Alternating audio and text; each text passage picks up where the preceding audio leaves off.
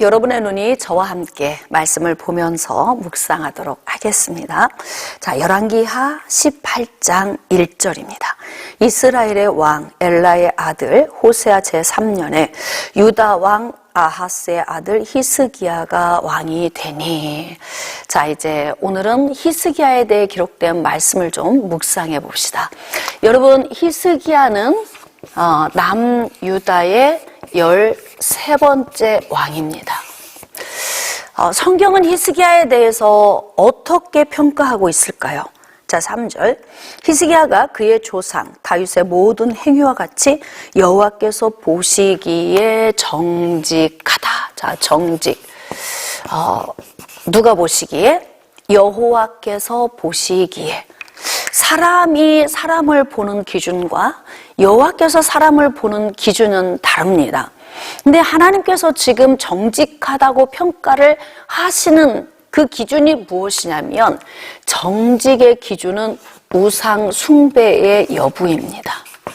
비록 인생의 삶 속에서 쓰러지고 넘어질지라도 삶 속의 우상을 끌어들이지 않고 하나님의 은혜만을 바라고 구하며 사는 삶, 이런 삶이 바로 정직하다 그래요. 거기에서 벗어나면 악하다, 이렇게 평가를 받습니다. 그래서 우상 숭배의 여부에 따라서 우상 숭배의 삶을 살지 않는 자의 모델을 누구로 평가합니까? 다윗으로. 우상 숭배한 자, 악한 자의 모델은 누구입니까? 여로보암입니다. 자, 그래서 하나님은 보시기에 어떠한 모습을 기뻐하시냐면 하나님의 말씀을 붙들고 말씀 중심의 삶을 살면서 하나님께서 싫어하는 우상 숭배의 삶을 버리고 사는 것, 이것이 하나님이 가장 기뻐하는 삶이라는 거죠. 그런데 히스기야 또한 이렇게 여호와 앞에서 정직하게 행했다, 이렇게 평가를 받고 있습니다. 4절입니다. 그가 여러 산당들을 제거하며 주상을 깨뜨리며 아세라 목상을 찍으며 모세가 만들었던 놋뱀을 이스라엘 자손이 이때까지 향하여 분향함으로 그것을 부수고 느후스단이라 일컬었더라.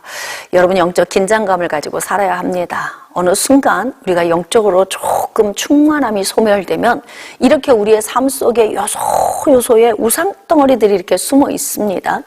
시시때때로 영적 각성을 하건만 남유다 백성들의 삶에 수시로 쌓여가는 이 우상덩어리들을 이제 히스기야가 전체적으로 다 청소를 하게 되는 그런 과정을 보게 됩니다. 그래서 히스기야가 하나님께 정직하다는 그런 이제 평가를 받게 되는 거죠.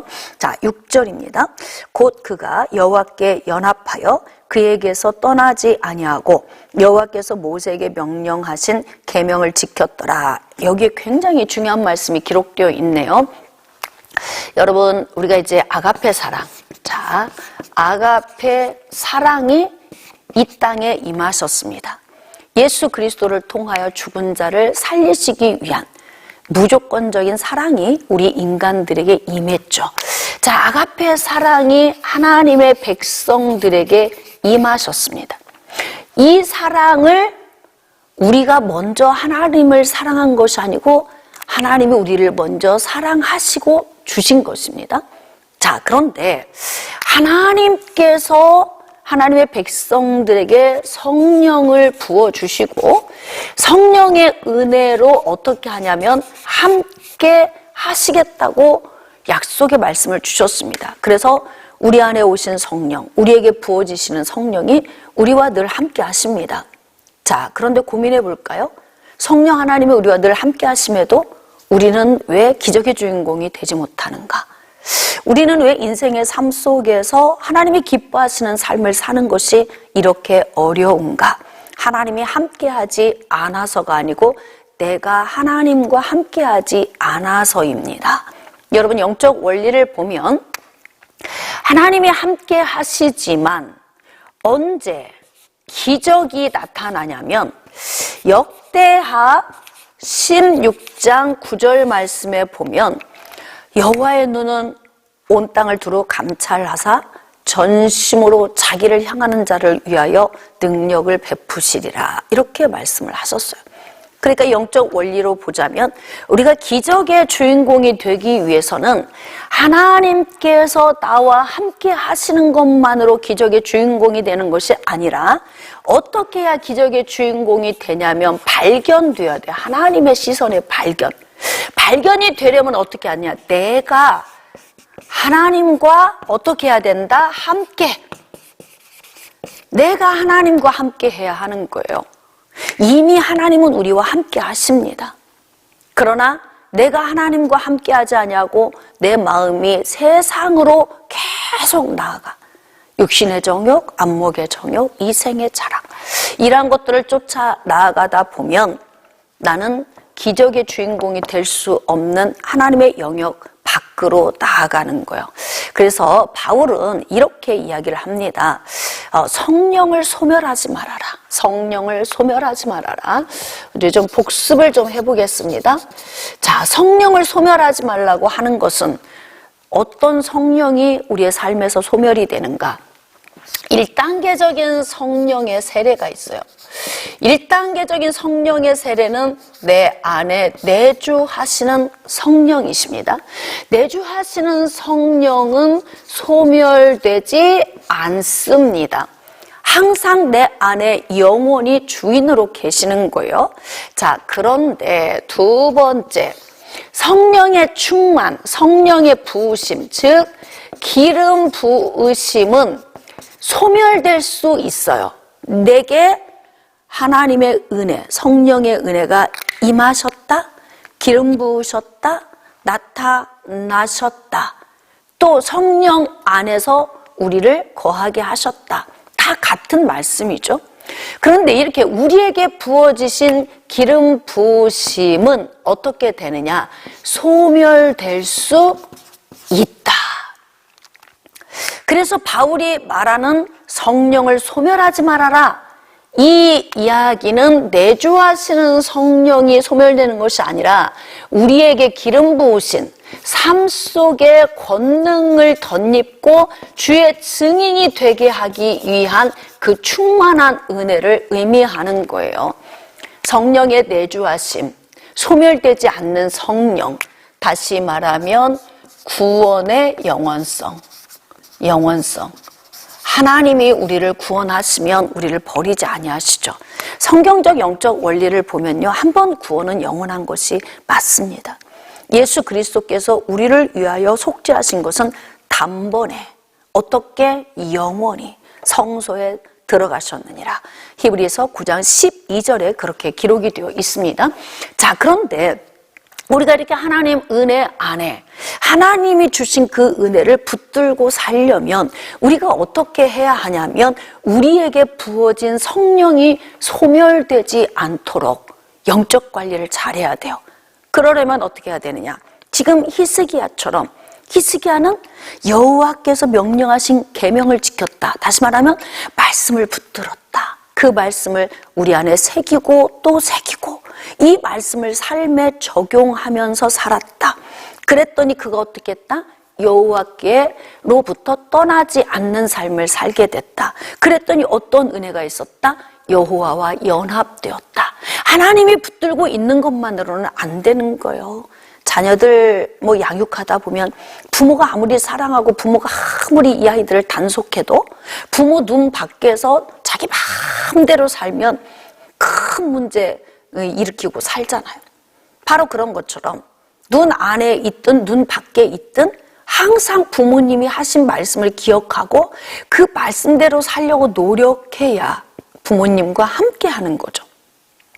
그리스도인들이 하나님과 함께 하는 것은 하나님이 주신 말씀을 잘 붙들고 이 말씀을 삶에 적용하기 위해서 몸부림치며 사는 것, 그런 은혜가 우리한테 있으면 어떻게 되냐면 역대하 16장 9절에서 말씀하신 것처럼 온 땅을 두루 감찰나사 전심으로 자기를 향하는 자, 여호와 하나님과 연합된 자, 예수 그리스도를 통하여 하나님 은혜 안에 붙들려 있는 자, 이런 자가 어떻게 된다? 하나님께 발견되어 하나님의 능력을 덧입는 자가 된다는 거예요. 이렇게 히스기야가 영적 원리를 쫓아서 신앙생활을 잘 적용하면서 지금 살고 있잖아요. 그랬더니 7절, 여호와께서 그와 함께 계심에 그가 어디로 가든지 형통하였더라. 자, 원리를 보겠습니다. 하나님의 백성들에게 성령이 부어져서 하나님이 먼저 함께 하셨어요. 자, 그런데 히스기야는 어떻게 했다는 거예요? 하나님과 함께 하면서 히스기야 또한 하나님을 붙들었다 그래요. 그랬더니 다시 하나님이 그를 붙드시고 어떻게 했다? 형통하게 했다. 이 원리를 쫓아 살면 우리가 형통할 수 있어요. 자, 형통. 참 놀라운 영적 원리인데요. 자, 다시 좀 정리를 해보겠습니다.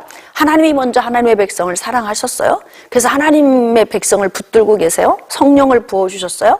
그렇게 하나님이 함께 하시지만 어떻게 하느냐? 기적의 주인공이 되기 위하여서는 너희들도 나에게 발견되는 삶을 살아. 내게 연합된 삶을 살아. 그러면 어떻게 하겠다? 기적의 주인공이 되어서 하나님께서 다시 우리와 함께하고 우리를 붙드시는 은혜를 주셔서 형통하게 하신다. 이렇게 히스기야가 하나님의 은혜 안에 형통한 삶을 살게 됐다는 거죠. 형통하기 위해서는 내가 하나님께 바짝바짝 가까이 나아가야 형통한 은혜를 입을 수가 있습니다. 자, 13절 히스기야 왕 제14년에 아수르 왕 사네립이 올라와서 유다 모든 견고한 성읍들을 쳐서 점령하매, 이제 히스기야가 통치하는 그 시기에 제1차 아수르 침공을 받게 됩니다. 자, 14절 유다의 왕 히스기야가 라기스로 사람을 보내어 아수르 왕에게 이르되 내가 범죄하였나이다. 나를 떠나 돌아가소서. 왕이 내게 지우시는 것을 내가 당하리이다 하였더니 아수르 왕이 곧 은 300달란트와 금 30달란트를 정하여 유다 왕 히스기야에게 내게 한지라. 여러분, 이게 신앙을 삶에 적용하는 거, 이거 굉장히 중요합니다. 신앙을 삶에 적용하지 못하면 어떻게 되냐면 많은 것을 잃어버리게 되죠. 하나님께서 히스기야를 붙드셨고 히스기야가 하나님과 연합되어 있고, 그랬더니 하나님께서 히스기야와 함께 하시면서 그가 형통하게 하셨는데 어느 순간에 히스기야의 신앙이 점점 영적으로 소멸되기 시작한 거예요. 어떤 영이 소멸된 거예요? 자, 기름 부으심의 영. 히스기야가 성령의 충만한 은혜, 이 기름 부으심의 그 성령은 바로 성령의 충만한 은혜를 의미하죠. 그런데 어느 순간에 성령 충만이 점점 소멸되는 거예요. 하나님의 말씀을 적용하기 힘든 때가 언제입니까? 성령이 점점 소멸되는 시기입니다. 지금 하나님의 성령의 은혜 안에 충만하게 붙들려 있을 때는 형통했는데, 지금 히스기야가 삶의 문제를 만났는데 이 문제를 어떻게 해결합니까?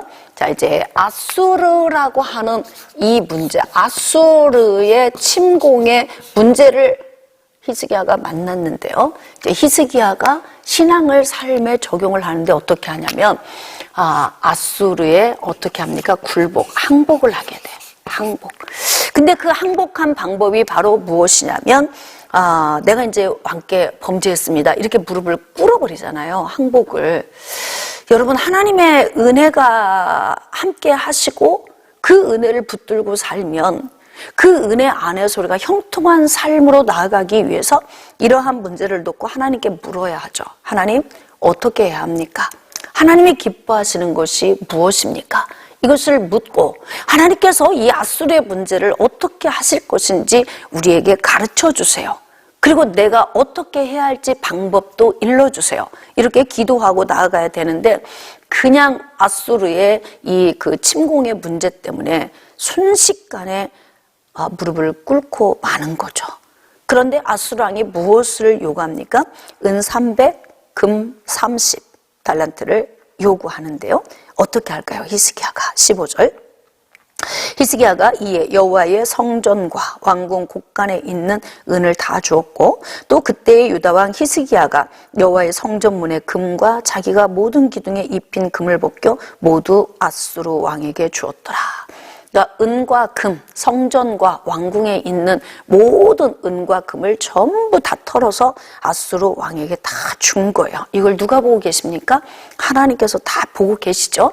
언젠가는 하나님이 체크해 놓으셨다가 이것에 대한 독특한 대가를 또 치르는 어떤 날이 오겠지요.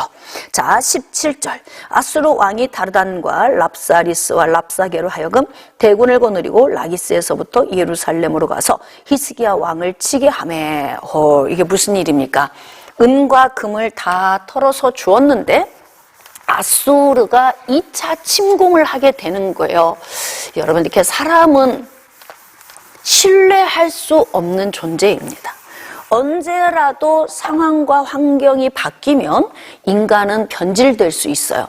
그렇기 때문에 시건치 않고 변개치 않고 회전하는 그림자도 없으신 하나님을 신뢰하는 신앙생활이 우리가 가장 먼저 우선시 되어야 합니다.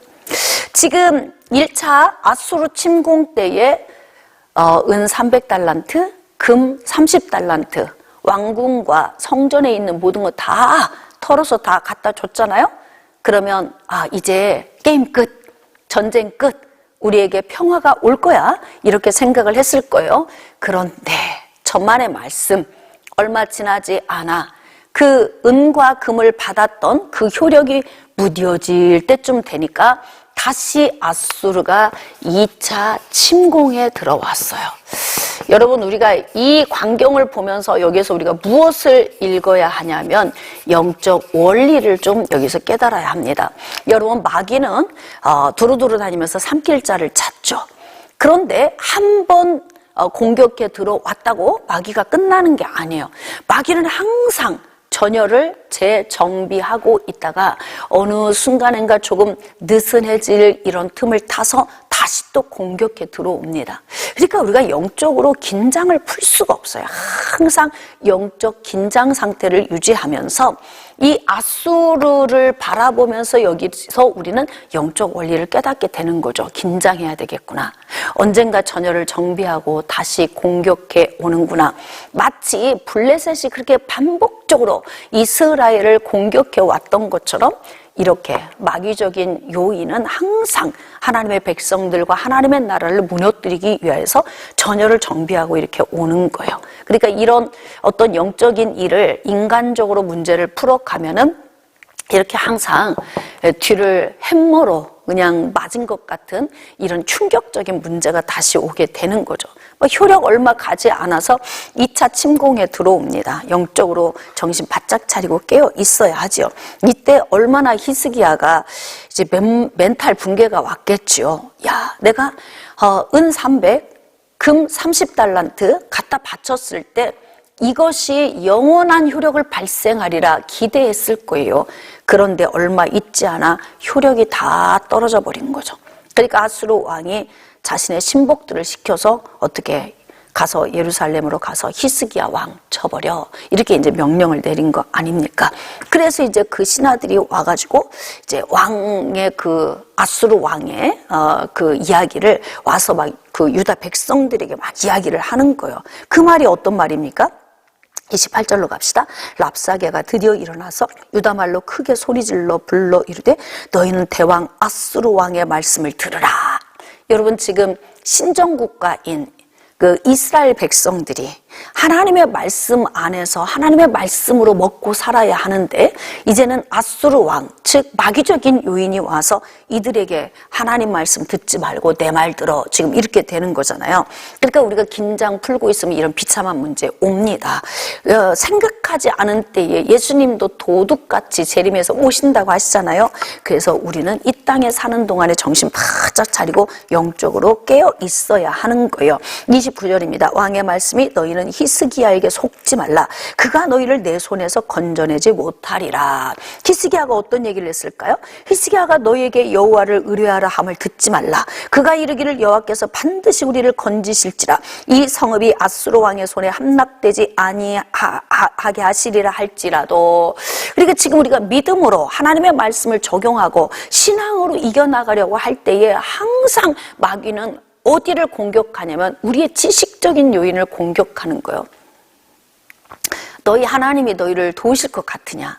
지금 히스기야 왕이 유다 백성들에게 하나님 의뢰하고 하나님 신뢰하자라고 하는데 믿지 마. 너희 하나님 그런 하나님 아니야. 그럼 헷갈려요. 말씀 안에 제대로 서 있는 사람은 무슨 소리? 하나님은 우리 편이셔.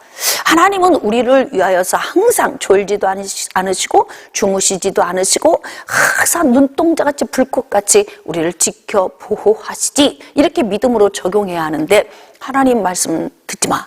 지금 히스기야가 하나님 의뢰하라고 하잖아. 너희 하나님 그런 하나님 아니야. 아수르 왕이 그 하나님도 이기는 왕이야. 뭐 이렇게 막 이야기를 하니까 말씀에 서 있지 못한 사람들은 헷갈려. 이 말 들으면 이 말이 맞고 저 말 들으면 저 말이 맞고 막 갈대처럼 막 흔들리게 되는 거죠. 그러니까 유다 백성들이 얼마나 혼란스럽겠습니까? 자, 31절. 너희는 히스기야의 말을 듣지 말라. 아수르 왕의 말씀이 너희는 내게 항복하고 내게로 나아오라. 그리하고 너희는 각각 그의 포도와 무화과 나무를 먹고 또한 각각 자기의 우물에 물을 마시라. 아수르 왕에게 항복하고 나오면 아수르 왕이 먹을 거 다 주고 너희들 다 형통하게 해줄 거야. 그 아수르 왕의 신복 랍사게가 와서 지금 막 큰 소리로 외치고 있습니다. 자, 그래서 이제 이 이야기를 유다 백성들이 듣고 있으니까 이제 히스기야의 또 신하들이 이 말을 히스기야 왕에게 전달을 하는 거예요. 자, 19장으로 나갑시다. 1절입니다. 히스기야 왕이 듣고 그 옷을 찢고 굵은 배를 두르고 여호와의 전에 들어가서, 약간 좀 이제 방법이 바뀌었어요. 여러분, 인생에서 어떤 문제 만나서 한번 이렇게 뜨거운 맛을 보면 두 번째는 절대 속으면 안 돼요. 두 번째는 정신 바짝 차리고 이 문제를 다시 하나님이 기뻐하시는 방법으로 풀어가야 합니다. 첫 번째도 세상적인 방법을 적용해서 실패했는데 두 번째도 또 그런 방법을 적용한다. 그럼 굉장히 미련한 사람이죠. 근데 지금 히스기야가 방법을 바꾼 거예요. 히스기야는 어떻게 적용합니까? 지금 이제 하나님의 전에 들어가서 자기 옷을 찢고 굵은 배를 둘렀다 그래요. 그러면 지금 히스기야는 뭘 결정한 거예요?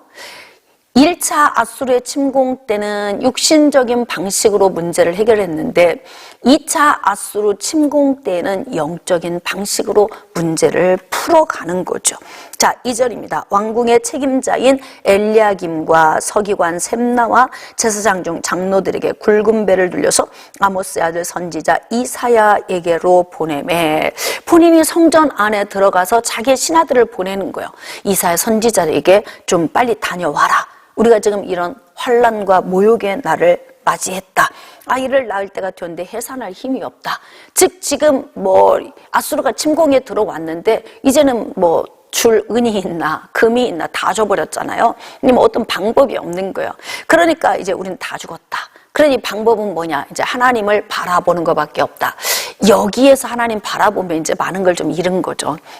잃어버린 다음에 천부여 의지 없어서 손들고 옵니다. 이렇게 오면요, 인생 참 비참합니다. 여러분, 그래서 항상 할 수만 있으면 신앙생활은 무료하지만 습관처럼이라도 하는 게 좋아요. 하나님이 기뻐하시는 자리에 있는 것, 오늘 왔는데 별 은혜 받지 못해도 그 은혜의 자리에 앉아있는 그 자체가 하나님이 기뻐하시는 거예요. 그래서 이렇게 우리의 신앙생활의 삶 가운데에서 이렇게 많은 실패를 거듭거듭 반복하면서도 깨닫지 못하면 가장 어리석은 것이고, 한 번 실패를 통해 깨닫고 하나님 앞에로 이렇게 히스기야처럼 돌아오면 그나마 복이라는 거죠. 힘이 하나도 없다. 지금은 뭐 어떤 방법으로, 인간적인 방법으로 할 수 있는 것도 없다. 그러니까 이제는 오직 하나님을 바라본다. 그러니까 우리가 인생의 삶을 사는 동안 할 수만 있으면 매 순간 하나님을 의지하고 사는 것이 굉장히 중요합니다. 여러분, 그냥 삶 속에서 평탄하게 살면 무료한 것 같지만 그게 은혜인 줄 아셔야 돼요. 어느 날 갑자기 건강이 무너져요? 어느 날 갑자기 경제적으로 바닥으로 내려가요? 어느 날 갑자기 내 주변에 있던 사람들이 하나둘씩 다 나를 배신하고 떠나요? 그 날까지 기다리시겠습니까? 그냥 매일매일 하루하루가 특별한 문제 없이 평탄하게 지나가는 것만으로도 얼마나 이 큰 하나님의 은혜입니까? 그런데 막 인간들은 이렇게 평탄한 날이 계속 가면 지루해. 그리고 어떻게 합니까? 뭐 그냥 막 인간의 그 무료함을 느끼면서 또 하나님 은혜 밖으로 쓱 미끄러지듯이 또 나가게 되죠. 이렇게 반복적인 어리석은 삶을 인간들이 살아가는 거예요. 지금 이제 다 잃었죠. 더는 인간적인 방법으로 해결할 방법이 없어요. 그러니까 자기 신하를 이제 그 이사야 선지자에게 보냈잖아요. 지금 히스기야가 이야기하는 건 뭐냐면 아수르 왕의 신복 랍사게가 하나님을 모욕하는 발언을 했다. 이것을 지금 이제 이사야 선지자에게 가서 전달을 하는 거예요. 그래서 어떻게 하느냐? 이사야 선지자에게 히스기야 왕의 신하가 가서 당신은 이 남아 있는 자들을 위하여 기도하소서, 이제 이렇게 가서 부탁을 하게 되는 거죠. 자, 6절입니다. 이사야가 그들에게 이르되 너희는 너희 주에게 이렇게 말하라. 여호와의 말씀이 너는 아수르 왕의 신복에게 들은 바 나를 모욕하는 말 때문에 두려워하지 말라. 인간이 하나님을 어떻게 평가했는가? 그 평가하는 말에 의하여서 좌지우지되는 하나님이 아니십니다, 여러분. 하나님은 세상보다 크신 하나님이십니다. 그냥 인간들이 어떤 말로 하나님을 평가했다고 그 평가의 기준에 의해서 움직이시는 분이 아니에요. 하나님을 작게 평가한다고 하나님이 작아지는 게 아니에요. 또 하나님을 내가 인간적으로 어느 정도 크다라고 한다고 하나님이 그 정도의 크기 하나님이 아니다 이 말이에요. 하나님은 세상보다 크신 하나님이시다. 그 하나님이 우리 안에 좌정하고 계신다. 이게 성경에서 하나님의 뜻을 우리에게 전달하는 그 지식 아닙니까? 그래서 우리는 인간들이 평가하는 어떤 말에 우리의 마음을 흔들려야 할 필요성이 하나도 없어요. 그러니까 지금 이사야 선지자가 하나님의 말씀을 듣고 그렇게 아수르 사람들이 와서 나를 비방하고 모욕하는 말 때문에 두려워하지 말아라. 나는 그들이 말하는 그런 존재가 아니다, 이런 거죠. 그래서 세상 사람들이 하나님에 대해 막 욕하고 비방하고 뭐 예수 믿는 사람 비난하고 뭐 개독교니 뭐 아무리 이야기를 해도 흔들릴 필요가 없는 것은 하나님은 그들에 의하여서 작아지거나 뭐 커지거나 그런 존재가 아닌 거예요. 그래서 우리는 우리의 하나님을 신뢰하고 나가야 될 필요가 있죠. 자, 7절. 내가 한 영을 그의 속에도 그로 소문을 듣고 그의 본국으로 돌아가게 하고 또 그의 본국에서 그에게 칼에 죽게 하리라 하셨느니라. 하나님의 방법은 지금 히스기야가 애타게 이사야 선지자를 통해서 중보 기도를 지금 요청을 했잖아요. 근데 그 중보 기도 요청에 대한 하나님의 그 결과물은 내가 할게. 한 영을 두어서 그냥 본국으로 들어가서 본국에서 그냥 죽게 될 거야. 하나님이 이렇게 지금 예언의 말씀을 주셨잖아요. 여러분, 인생이 힘들고 고난에 빠져 있을 때 이렇게 세상보다 크신 하나님을 의뢰하는 거 굉장히 중요합니다. 그런데 하나님을 의뢰하되 어떻게 하느냐? 바닥까지 내려갈 때까지 방치하고 있다가 다 죽게 될 때에 하나님께 나오면 그때 응답받은들, 여러분 얼마나 그러면 많은 걸 잃어버리는 대가를 치르게 되니까 정말 여러분 신앙생활은 그냥 견고히 하세요. 제발 기복신앙을 갖지 마세요. 그냥 어느 날 푹 잠수함 탔다가 어느 날 보면 또 훅 왔다가 막 좋아서 막 찬양하고 울고 그러다가 어느 순간에 보면 아무 감각도 없는 그런 신앙생활이 아니라 하나님 은혜 안에 꾸준하게 붙어있는 그런 신앙생활을 사는 것이 누구에게 좋다? 나에게 좋은 거예요. 나에게. 누구를 위한 것이 아니다 이 말이에요. 자, 8절입니다. 랍사게가 돌아가다가 아수르 왕이 이미 라기스에서 떠났다함을 듣고 림나로 가서 아수르 왕을 만났으니 왕이 거기서 림나와 싸우는 중이더라. 랍사게가 유다 사람들을 아주 혼란스럽고 헷갈리게 막 이 말 저 말 잔치를 벌이고 그리고 갔잖아요. 그런데 이제 아수르 왕이 지금 싸우는 중이에요. 그런데 9절. 아수르 왕은 구스 왕 디르하가가 당신과 싸우고자 나왔다함을 듣고 다시 히스기야에게 사자를 보내며 이르되, 다시 항복을 종용하는 편지를 히스기야에게 다시 또 보낸 거예요. 자, 그 내용이 무엇일까요? 10절. 너희는 유다의 왕 히스기야에게 이같이 말하여 이르기를 네가 믿는 내 하나님이 예루살렘을 아수르 왕의 손에 넘기지 아니하겠다 하는 말에 속지 말라. 참 헷갈리고 혼란스러운, 여러분 교회 안에서도 하나님 말씀이 온전히 증거되지 않으면 이렇게 헷갈리고 혼란스러울 수 있어요. 하나님 뜻이 무엇인지 잘 전달을 해야 합니다.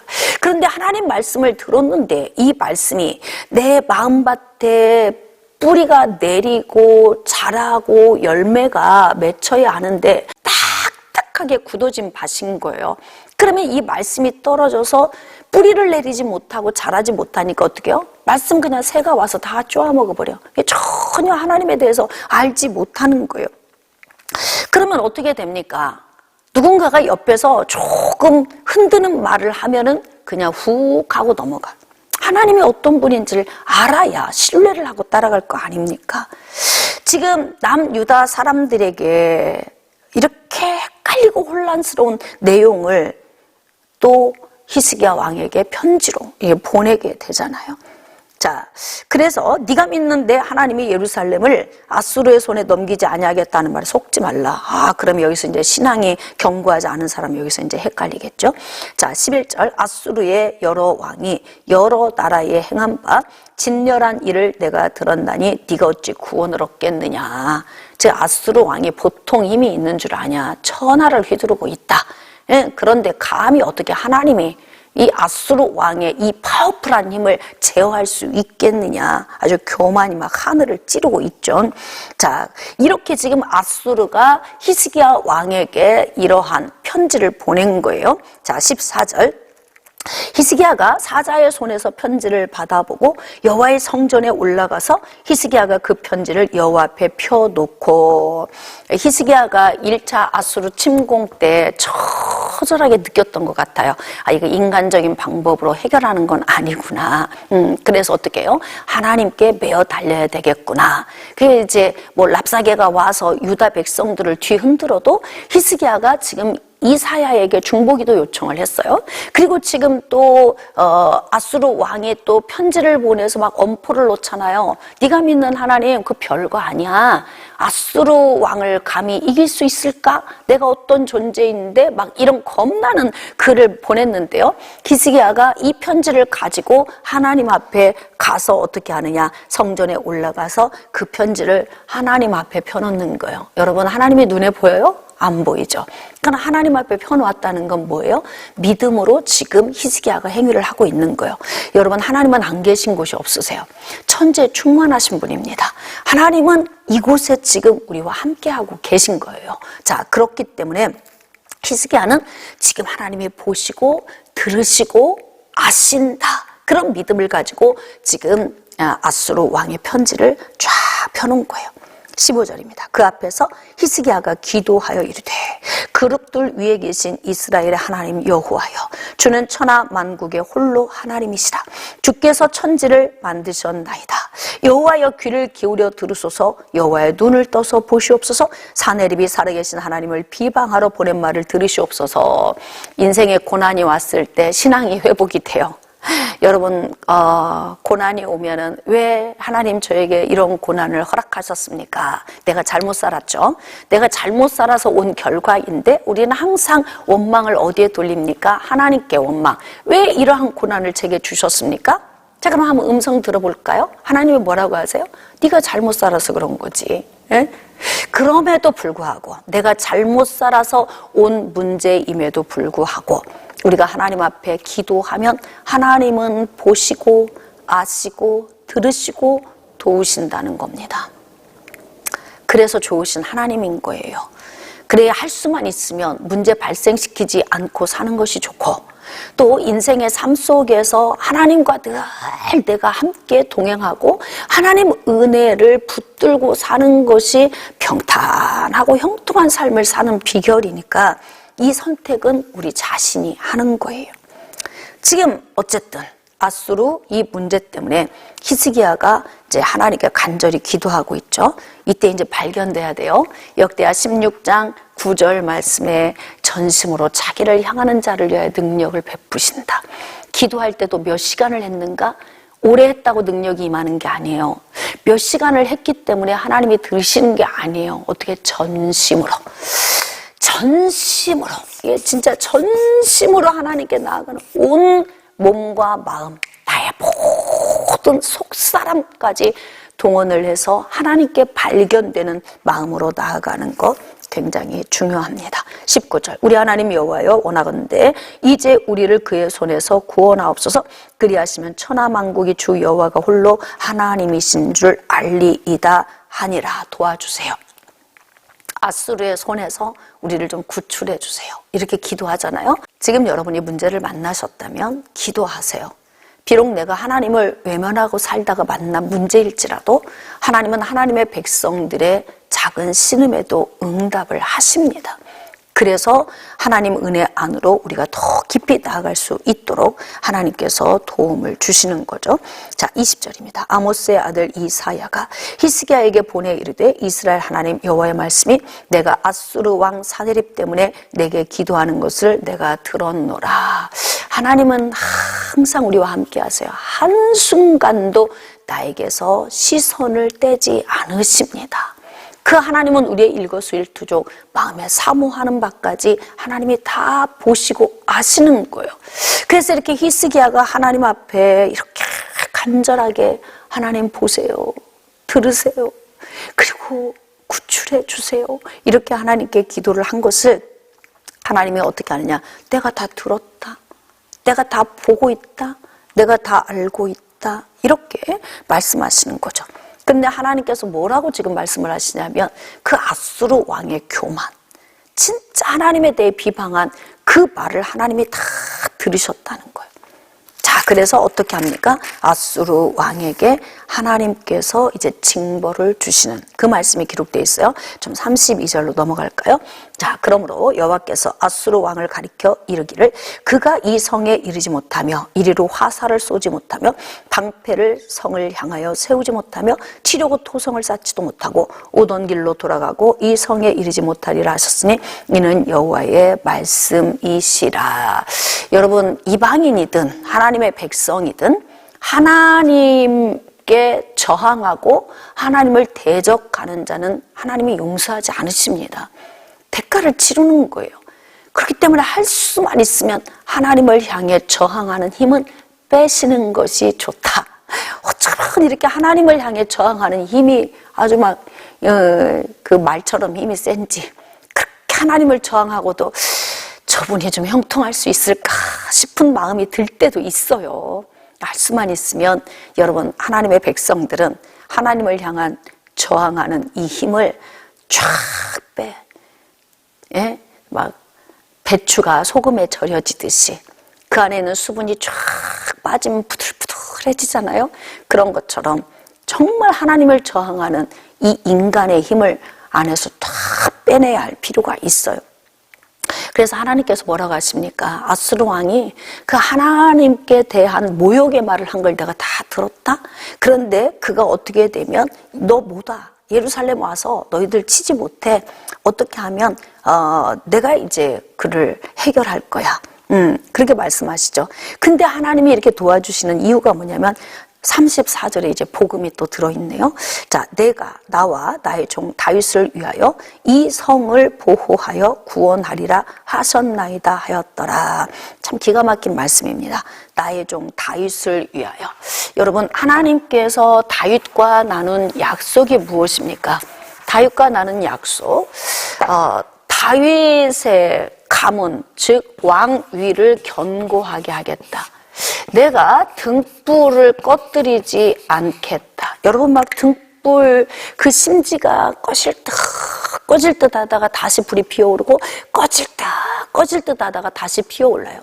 예수 그리스도 오시는 길, 바로 예수 그리스도 오시는 길이 막힐 뻔한 그런 위험한 그런 상황에서도 하나님께서 예수 그리스도 오시는 그 통로를 예비하시는 그런 광경을 우리가 지금 성경을 통해서 쭉 말씀을 묵상하고 있잖아요. 지금 이들을 도울 수밖에 없는 이유는 예수 그리스도를 통하여 죄인들을 구원하셔야 하는 하나님의 방대한 계획이 있으신 거예요. 그러니까 하나님께서는 하나님의 백성들 편이 될 수밖에 없는 이유가 바로 예수 그리스도에게 있는 겁니다. 하나님은 사랑이시고 죄인들을 사랑하셔서 구원하시기 위한 여자의 후손을 예비하고 계시기 때문에 하나님은 이 초점에 두고 인류 역사를 이끌어 가신다, 이 말입니다. 그러니까 지금 예수 그리스도께서 다시 오시는 재림의 때, 심판의 때가 되기까지 하나님의 이 계획은 지속적으로 지금 진행되어 가고 있는 거예요. 그래서 어떻게 하느냐? 다윗과 약속한 그 약속, 여자의 후손을 보내시기 위한 하나님의 계획, 그리고 마지막 날 심판에 이르기까지 예수 그리스도를 통하여 완전 구원을 이루는 그날까지 보호해서 내가 구원하겠다, 도와주겠다, 이 말이죠.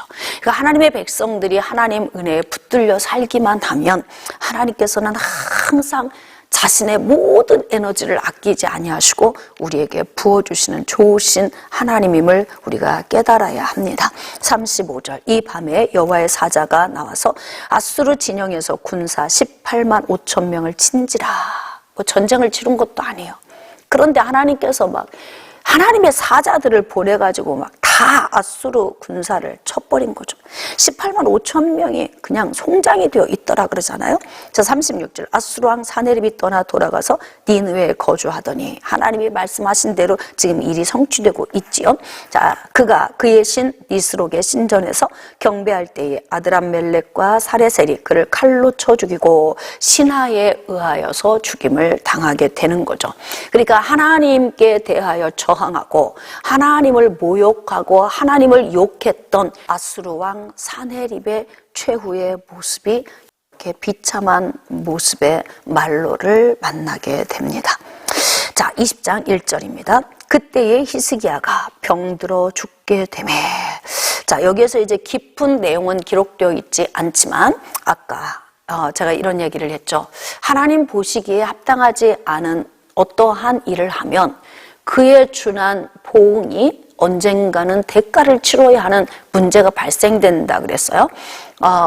처음에 아수르 1차 침공 때, 1차 아수르 침공 때에 히스기야가 사용했던 방법이 무엇입니까? 아수르 왕에게 그냥 항복했어요. 하나님을 의지하지 않았습니다. 하나님께 기도하지도 않았어요. 그리고 하나님의 성전, 왕궁, 곳간에 있는 은 300달란트, 막 성전에 있는 기둥에 입혀놓은 것까지 다 금을 벗겨서 30달란트를 실려서 아수르 왕에게 보냈단 말이에요. 자, 이것을 하나님이 체크하고 기억하고 계신 거예요. 자, 그래서 어떻게 합니까? 이때 이제 히스기야가 그 일에 대한 보응을 받게 되는 거죠. 그래서 히스기야가 이제 병들어 죽게 된 거죠. 아모스의 아들 선지자 이사야가 그에게 나와서 그에게 이르되 여호와의 말씀이 너는 집을 정리하라. 네가 죽고 살지 못하리라 하셨나이다. 지금 하나님의 심판이 히스기야에게 임했어요. 여러분, 한때는 성령이 충만했잖아요. 그래서 모든 우상을 다 타파하고 하나님께서 뭐라고 말씀하셨냐면, 야, 히스기야가 정직한 길로 간다. 야, 히스기야가 너무 내 마음에 들어. 그래서 어떻게? 하나님이 히스기야를 사랑하셨는데 히스기야가 하나님의 사랑을 막 붙든 거예요. 그러니까 하나님이 또 히스기야와 함께 하시면서 어떻게 했더라? 형통했더라. 이 형통이 지속적으로 유지가 되려면 이 원리가 계속 가야 되는 거예요. 그런데 히스기야가 어느 순간에 신앙을 적용하지 못하고 인간적인 방법을 적용했던 그 부분에 대한 보응이 지금 히스기야에게 임한 거죠. 자, 그래서 이제 히스기야가 어떻게 합니까? 자, 2절 말씀. 히스기야가 낯을 벽으로 향하고 여호와께 기도하여 이르되. 히스기야는 그 하나님의 역사하심의 그 응답을 종종 체험하고 살아서 어떤 문제가 왔을 때는 하나님께 매달리면 되는구나, 이 부분을 알고 있는 사람이에요. 그러니까 이 문제가 왔을 때 어떻게 해요? 기도하잖아요. 아수르 2차 침공 때에도 어떻게 했어요? 아수르 왕 사네립의 편지를 성전에 올라가서 하나님 앞에 펼쳐놓고 기도했더니 어떻게 했더라? 하나님께서 사네립을 본국으로 돌아가게 하고 신하들에 의하여 죽임당하게 하시잖아요. 그러니까 그런 어떤 영적인 체험을 하고 나니까 이런 문제가 발생했을 때 포기하지 않고 기도하는 거예요. 하나님께서 이제 나를 데려가시려고 하시는구나. 아멘. 그리고 가는 것이 아니라 하나님 앞에 기도하는 거죠. 여러분, 그러니까 이제 우리 인생의 삶 가운데서 나의 선택에 의하여서 온 게 있어요. 인간의 선택에 의하여 온 결과. 이것이 선한 쪽으로 가면 그냥 우리가 가면 되는데요. 잘못된 선택에 의해서 온 이 결과는요, 어떻게 회복할 수 있는가요? 원상태로 어떻게 돌릴 수 있을까요? 원리가. 자, 결과 잘못된 선택. 이 잘못된 선택에 의한 결과를 회복하기 위해서는 어떻게 해야 되냐면 유턴을 하면 돼요. 회개하고 돌아가면 됩니다. 그러니까 지금 히스기야가 낯을 벽으로 향하고 하나님께 기도하는 거예요.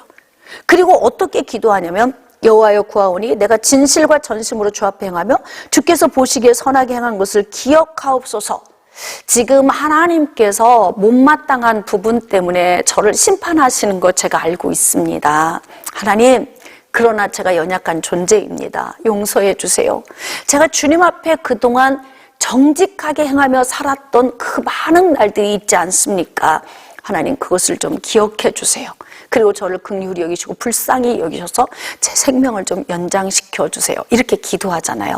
그러니까 여러분들이 과거에 하나님 나라를 위해서 살았던, 주님께 드렸던, 헌신했던 이 모든 것은요, 다 날아간 게 아니에요. 여러분, 하나님 나라를 위하여 헌신한 것은 공적으로 쌓여갑니다. 마지막 날에 불로 테스트할 때에 여러분이 드린 물질, 여러분의 헌신, 여러분이 드린 기도, 여러분의 모든 섬김, 구제, 선교, 하나님 앞에 드린 이 모든 행위는 마지막 불로 테스트하는 그 시기에 금처럼, 은처럼, 보석처럼 남는 것들이에요. 그러니까 히스기야가 하나님 앞에서 우상을 타파하고 하나님 중심의 삶을 살았던, 정직히 행했던 대부분 하나님 보시기에 아름답게 살았던 그런 날들이 훨씬 많았음을 히스기야 자신도 아는 거예요.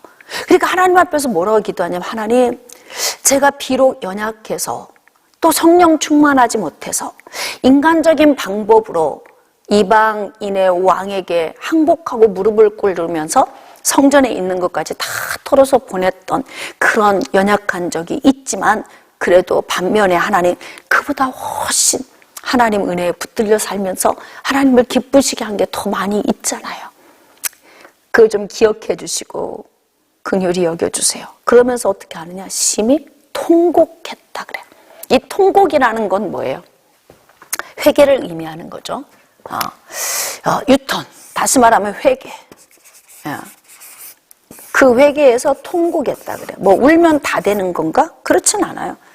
그러나 히스기야의 이 통곡의 울음 속에는 처절하게 회개하며 자신을 찢은 그 모습을 우리가 이제 읽을 수 있는 거죠. 4절입니다. 이사야가 성읍 가운데까지도 이르기 전에 여호와의 말씀이 그에게 임하여 이르시되, 너는 돌아가서 내 백성의 주권자 히스기야에게 이르기를, 왕의 조상 다윗 하나님 여호와의 말씀이, 내가 내 기도를 들었고 내 눈물을 보았노라. 내가 너를 낫게 하리니 네가 3일 만에 여호와의 성전에 올라가겠고. 이렇게 하나님은 아주 가장 가까운 내 안에, 그리고 나와 함께 내 위에, 내 곁에, 내 앞뒤에 나를 호위하시며 졸지도 않으시고 주무시지도 아니하시면서 나를 지켜보시니까 어느 순간에서든지 우리가 하나님 앞에 무릎 꿇고 기도하면 이렇게 하나님께서 다 보시고 아시고 다 들으시는 거예요. 그래서 감동을 받으신 거죠. 통곡하며 자신을 찢고 회개하고 그 자리에서 삶의 정직한 길로 유턴하는 이 선택의 모습을 보시면서 하나님께서 그냥 즉각 응답을 주십니다. 3일 안에 낫게 해주마. 내가 네 기도 들었고 내가 다 보았다. 이렇게 말씀하시잖아요. 여러분들, 비록 우리가 좀 하나님 앞에 마음을 섭섭하게 해드리는 이런 연약함이 있어 쓰러지고 넘어져도 뒤로 물러서지 마시고 하나님께 더 바짝 나아가세요. 그리고 여러분이 주께 드리며 살았던 그 많은 날들의 헌신과 그 수고, 공적이 마지막 날에 불에 탈지라도 남아있는 그 하나님을 향한, 하나님 나라를 위한 여러분의 그 헌신을 주께 올려드리면서 기도하세요. 그러면 하나님께서 이렇게 다 보시고 들으시고 계시고 응답을 주십니다. 어떤 응답이 왔을까요? 6절입니다. 내가 내 날에 15년을 더할 것이며 내가 너와 이 성을 아수르 왕의 손에서 구원하고 내가 나를 위하고 또 내 종 다윗을 위함으로. 여기 또 그 말씀이 있잖아요. 하나님께서 하나님의 백성들에게 초점을 두시는 그 목적, 정확한 목적이 있어요. 그 목적이 바로 뭐냐면 다윗을 위한 약속의 말씀, 예수 그리스도. 예수 그리스도. 그래서 예수 그리스도를 2000여 년 전에 보내주셔서 우리가 예수 그리스도를 믿음으로 말미암아 구원을 얻게 하신 거 아닙니까? 수천 년이 지나도 하나님의 약속은 신실하십니다. 변함이 없으십니다. 그렇기 때문에 이 신실하신 하나님을 예수 그리스도로 말미암아 우리가 좀 더 보좌 앞으로 나아가는 그런 삶을 살아드려야 되겠습니다. 자, 7절. 이사야가 이르되 무화과 반죽을 가져오라매 우리가 가져다가 그 상처에 놓으니 나으니라. 네, 할렐루야. 이렇게 히스기야가 응답을 받았습니다. 12절입니다. 그때에 발라단의 아들 바벨론의 왕 브로닥 발라단이 히스기야가 병들었다함을 듣고 편지와 예물들을 그에게 보낸지라. 여기 이제 바벨론이 등장을 하네요. 여러분, 우리가 지금까지는 아수르에 대해서 이제 이야기를 했잖아요. 근데 지금 여기가 바벨론이 등장하고 있어요. 바벨론. 바벨론은 어느 나라인가? 바벨론. 여러분, 지금 여기가 갈릴리고 사해죠. 지금 이제 아수르가 여기 북이스라엘까지 침공에 들어왔어요. 그리고 남유다도 지금 삼키려고 계속 공격에 들어오고 있잖아요. 그런데 지금 히스기야 시대에 갑자기 지금 이제 바벨론이 등장했단 말이에요. 여러분, 이제 메소포타미아죠. 여기 이제 아수르가 여기에서 아주 대제국을 이루고 있는데요. 신흥국 바벨론이 일어나요. 여기서 어떻게? 바벨론이 이제 점점 새로운 힘이 있는 국가가 돼. 야금야금 아수르를 조금씩 공격해서 영역을 넓혀오고 있어요. 그렇게 이제 신흥국 바벨론 나라가 히스기야에 병들었다 하는 그 소식을 듣고서 바벨론 왕 브로닥 발라단이 이제 그 위문을 보낸 거죠. 위문을. 13절입니다. 히스기야가 사자들의 말을 듣고 자기 포물구에 금, 은과 향품과 보배로운 기름과 그의 군기구와 창고의 모든 것을 다 사자들에게 보였는데 참 이상한 행동을 해요. 여러분, 이제 우리의 신앙 또 삶 이런 것들을 좀 잘 돌이켜 보면은 이 기복이 꼭 우리 모습과 똑같아. 성경 말씀을 묵상하다 보면 신앙의 선진들의 모습을 보면서도 꼭 우리 모습 봐요. 어떤 때 충만했다가 정말 은혜가 없는 것처럼 또 되게 부정적인 사람이 되기도 하고, 어떤 때는 되게 막 하나님이 느껴졌다가도 어떤 때는 하나님이 계신가 안 계신가 막 이런 느낌이 들 때도 있잖아요. 근데 여러분, 이제 신앙에서 참 위험한 때가 있어요. 신앙생활을 하다가 아주 위험한 때, 이때가 언제인 줄 아십니까? 은혜 받을 때. 은혜가 충만할 때, 이때 정말 조심해야 합니다. 왜냐하면 이때 자칫 은혜를 받았을 때 어떤 현상이 올 수 있냐면요, 교만한 현상이 나타날 수 있어요. 왜? 다른 사람은 은혜 받지 못했는데 이번 집회 때 나만 은혜 받았어. 누구도 치료받은 사람이 없는데 나만 치료를 받았어요. 누구도 응답받은 사람이 없는데 나만 응답을 받았네. 누구도 하나님의 성령의 충만함을 받은 사람이 없는데 나만 충만함을 받았어요. 이때가 가장 위험한 때입니다. 왜냐하면 사람들은 이러한 은혜를 입으면 특별히 하나님이 나만을 사랑하신다, 이렇게 착각하기 쉽습니다. 자, 그래서 정말 은혜가 있을 때 살얼음판을 걷듯이 아주 조심조심 신중히 걸어야 할 필요가 있어요. 지금 바벨론에서는 히스기야가 병들었다 함을 듣고 왔는데 바벨론에서 출발해서 오는 사이에 히스기야가 하나님께 부르짖어 통곡하고 기도하면서 치유를 받았어요. 건강해졌다고요. 그러니까 바벨론 사신들이 와서 보니까 히스기야가 다 깨끗하게 치료된 거예요. 아니, 병들어서 죽게 되었다고 해서 지금 이렇게 위문을 왔는데 와서 보니까 다 나았어. 그러니까 뭐 이제 고가를 열어주기 전에 많은 간증을 했겠죠. 내가 이렇게 하나님의 성전에 올라가서 눈물로 통곡하며 기도했고, 그동안 내가 하나님께 드려진 모든 헌신의 것들을 하나님 기억해 주세요. 그러면서 기도했더니 하나님이 보시고 들으시고 다 아시고, 그래서 내가 응답을 받았다. 나는 이런 사람이다. 이렇게 이야기를 하면서 흥분된 기분으로 어떻게 하냐면 해서는 안 될 패를 보이기 시작하는 거예요. 자신의 패, 이 패를 보이기 시작하는 거예요. 여러분, 패를 보이면 그때부터는 위험해집니다. 내 패를 보이면 그때부터는 적이 나를 삼키는 거예요. 그래서 할 수만 있으면 인생의 가장 소중한 영역의 패는 보이지 않는 것이 지혜롭습니다.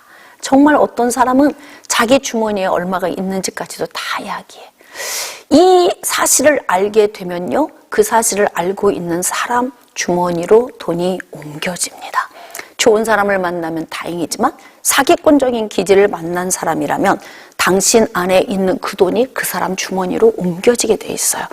그래서 할 수만 있으면 우리는 우리 인생의 패를 안 보이며 사는 게 참 지혜로운데, 지금 히스기야가 자신의 패를 다 보이는 거예요. 그래서 어떻게? 자, 히스기야가 사자들의 말을 듣고 자기 보물고에 금은과 향품과 보배로운 기름과 그의 군기고와 창고의 모든 것을 다 사자들에게 보였는데 왕궁과 그의 나라 안에 있는 모든 것 중에서 히스기야가 안 보인 게 없었다. 다 보여줬다는 거예요. 그럼 지금 히스기야 모습이 그려집니까? 히스기야는 지금 흥분돼 있어요. 지금 흥분되지 않고는, 지금 제정신이 아니고는 지금 이런 행동을 할 수가 없어요.